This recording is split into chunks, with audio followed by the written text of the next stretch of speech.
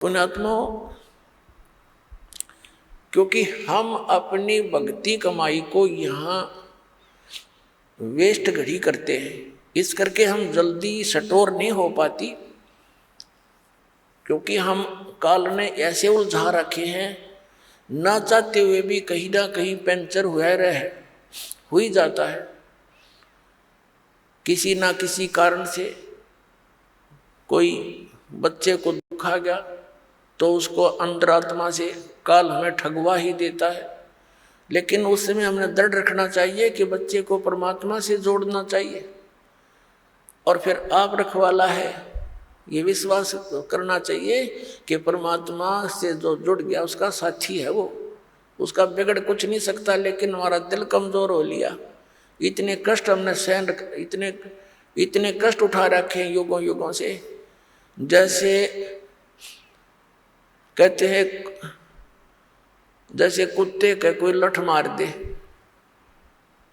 और वो बेचारा इतना पीड़ित हो जाता है, बहुत चिल्लाता है। फिर कहीं भी बैठा हो और जरा सा भी कोई शोर हो जा, ऐसे डंडा टाइप का, वहीं बैठा बैठा चिल्लाने लग जाता है, जबकि आसपास भी कष्ट नहीं है उसके। तो हम इतने दुखी हो चुके हैं युगों युगों से, हम इतने भयभीत हैं कि ना जाने पता के बिजली गिरेगी इस बच्चे पे, के हो जाएगा भगवान। तो हम डरते रहते हैं, और हम उस डर के कारण अपनी भक्ति को भी उसमें कुछ ना कुछ डिवाइड कर ही देते हैं। जैसा भी है अब लगे रहो, एक दिन ऐसा आएगा आपका सारी समझ में आ जाएगी, और फिर भगवान उनका रखवाला दिखाई देगा आपको। तो इस प्रकार हम अपनी भक्ति का नाश गणा करते हैं, आशीर्वाद दे देते हैं, किसी के हाथ सिर पर हाथ रख दिया, आपके कोई चरण छुए, सिर पर हाथ रख दिया, आपकी गई पूंजी ढेर सारी। क्योंकि जिसके अंदर कुछ है वही तो दे सकेगा।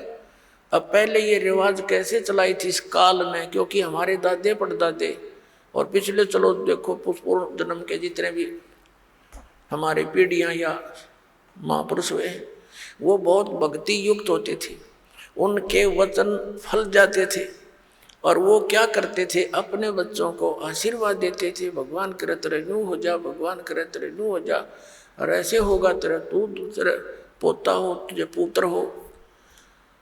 तो ऐसे वो अपनी पूंजी को नष्ट कर देते थे, अपने टायर से, अपने पहिए से, अपनी ट्यूब से दूसरे में हवा भरते रहते थे। अब ना तो उनकी ट्यूब काम की रही, ना आपने भी कंडम कर दी, दोनों खड़े हो गए। उसकी विधि है कि उसकी हवा भरने के लिए अलग से व्यवस्था है, वो वहीं से हवा भरवाई जाए। तो समझदार को संकेत ही बहुत होता है।